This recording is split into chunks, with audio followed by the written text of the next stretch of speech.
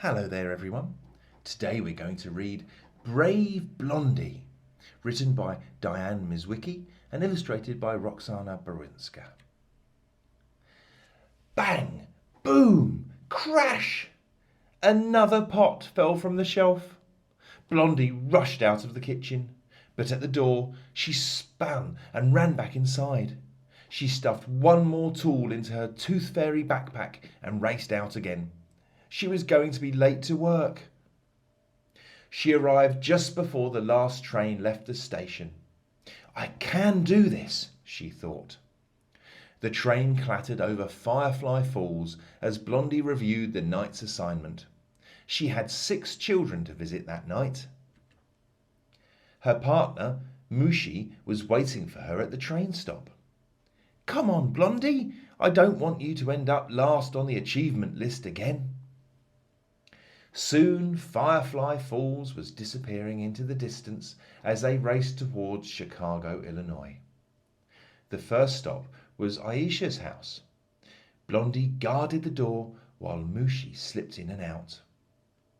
Then they were off to Kyoto, Japan. Blondie tripped over a dog's tail and decided to wait in the yard while Mushi got that tooth. Splash! Sophie in London, England, almost woke up when Blondie knocked over a glass of water, but Mushi caught it before it hit the ground.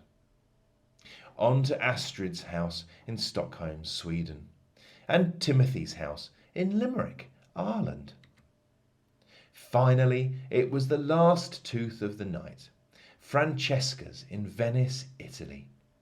Mushi grabbed the tooth and Blondie proudly set it in her backpack.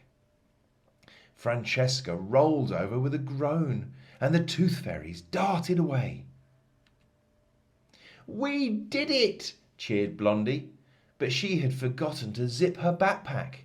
It was so full of tools that a huge gust of wind easily caught Francesca's little tooth and blew it right out of Blondie's backpack.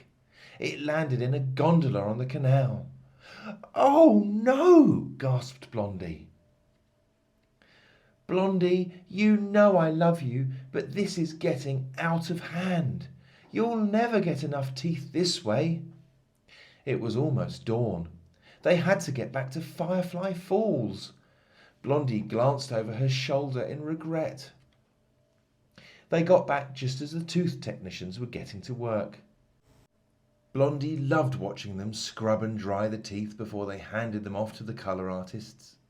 Once the teeth were sparkling, the architects and builders worked together to add new buildings to the town.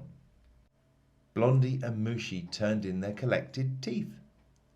Here, you better recycle this one, said Patrick. Blondie put the chipped tooth back into her backpack. She took the trolley to the recycling centre and handed the tooth to Razzo. He cleaned it, then inspected it carefully. I see there's a cavity, said Razzo. This tooth will make a perfect vase. Even if something is a little broken, we don't throw it away. We just have to be a bit more creative with it.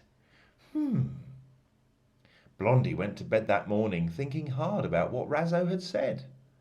The next night, Blondie and Mushi met up. Only 3 teeth today, noted Mushi. I got more than you yesterday, so why don't you get these 2 and I'll head to Spain. Blondie's first stop was in Switzerland to fetch Levi's tooth, but she dropped it on the mountain. She searched for hours in the snow before she found it. Then she grabbed a tooth in Rome. Growl! Blondie's stomach roared. She took a quick detour into the Colonel Corn popcorn factory for a midnight snack. No one would notice a few missing pieces of popcorn. Clunk! Oh no! Blondie looked down just as both teeth disappeared into a huge container of fresh buttery popcorn. She didn't want to make a mess by scattering all the popcorn, so she began to eat. She ate and ate and ate and ate. Aha! She zipped the teeth securely in her backpack. With a full tummy, Blondie headed back to meet Moushy. Just then she noticed a familiar gondola. She waited on the bridge, then jumped down when the gondolier wasn't looking. There it was! Francesca's tooth sparkled from a crevice in the front of the boat. Blondie scooted towards the tooth, but the gondolier turned and Blondie hid again. Wait! Sticky string to the rescue! Blondie cast the string toward the tooth and reeled it in. Did you get it? Asked Moushy. Blondie held up 3 teeth proudly. Awesome! Just then there was a beep from their phones. Poppy, the top collector in all of Firefly Falls, had been flying home when she crashed into a crow. Her teeth had fallen everywhere. Tons of them. All nearby fairies were being called in to help collect the teeth before sunrise. Blondie grinned. This was her chance. Before Moushy had even landed, Blondie was off. She stuffed her pockets until they almost burst. She stuffed her socks and hat too, but there were still more teeth. Blondie grabbed some big leaves and stuffed them full. She borrowed a laundry sack, rain boots, and a wheelbarrow and filled them to the top. What a haul!